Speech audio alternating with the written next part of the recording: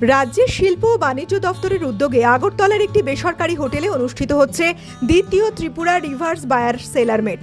রাজ্যের ক্ষুদ্র কুটির ও মাঝারি শিল্পোদ্যোগীদের পণ্য প্রদর্শন ও বাজারের সম্প্রসারণের লক্ষ্যে এই অনুষ্ঠানের আয়োজন করা হয়েছে। তবে আয়োজকদের পরিকল্পনার ঘাটতি ও উদাসীনতা রয়েছে বলে অভিযোগ অংশগ্রহণকারী ব্যবসায়ীদের। কি অসুবিধার সম্মুখীন হয়েছেন? অসুবিধা অক্ষণ বৃষ্টি এসে যে এটা অসুবিধা আর কি।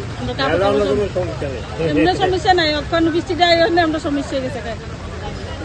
একটু ভালো মতো সাজাইলে খুব ভালো হইতো, আমাদের অসুবিধা হইতো না। এখন কি ক্ষতির সম্মুখীন হইতেছেন? এখন ক্ষতি হইতে আছে, কাপড় ভিজে গেছে। ব্যবসায়ীদের অভিযোগ, বর্তমানে রাজ্যে বর্ষার মৌসুম চললেও স্টল নির্মাণের ক্ষেত্রে আবহাওয়ার বিষয়টি গুরুত্ব দেওয়া হয়নি। স্টলগুলোর উপরে বৃষ্টির জল প্রতিরোধের জন্য পর্যাপ্ত টিনের ছাউনি বা স্থায়ী সুরক্ষা ব্যবস্থা রাখা হয়নি।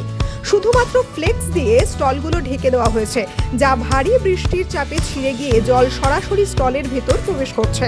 এর ফলে বিভিন্ন ব্যবসায়ীর প্রদর্শিত পণ্য, নথিপত্র ও অন্যান্য সামগ্রী বৃষ্টির জলে ভিজে ক্ষতিগ্রস্ত হয়েছে বলে অভিযোগ।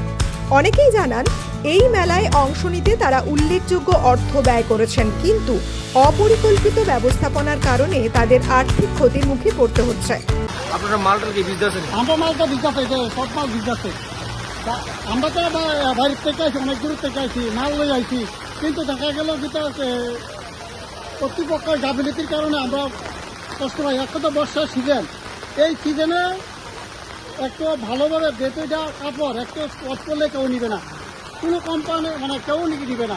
সুতরাং কর্তৃপক্ষের উচিত অন্তপক্ষে ঘরটা সুন্দরভাবে যাতে বৃষ্টি যাতে না পড়ে সেই ব্যবস্থাটা করা।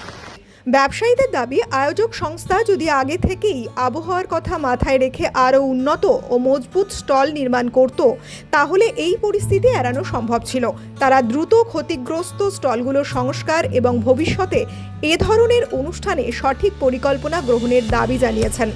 এখন দেখার বিষয়, ব্যবসায়ীদের এই অভিযোগের প্রেক্ষিতে শিল্প ও বাণিজ্য দফতর কী পদক্ষেপ গ্রহণ করে এবং ক্ষতিগ্রস্ত উদ্যোক্তাদের সমস্যার সমাধানে কী উদ্যোগ নেয়। ত্রিপুরা থেকে দেবাশিস বোসের রিপোর্ট, সিএন ত্রিপুরা।